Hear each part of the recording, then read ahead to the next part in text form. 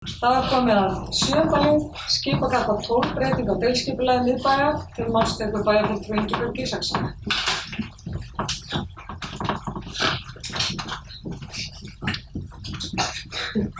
Forseti, ágætu bæjarfulltrúar. Tillaga breyting á deiliskipulagi miðbæjar Akureyrar sem nær til lóðarinnar skipagötu 12 og var auglýst frá 21. ágúst til 2. október.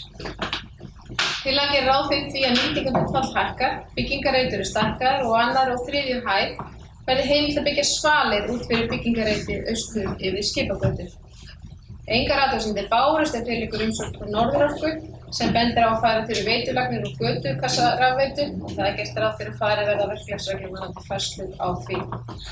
En skipulagsráð leggur til við bæjarstjórn að deiliskipulagstillagan verði samþykkt og sviðsstjóra skipulagssviðs falið að annast gildistöku hennar samkvæmt 42. grein skipulagslaga nr. 123 frá 2010 með síðari breytingum.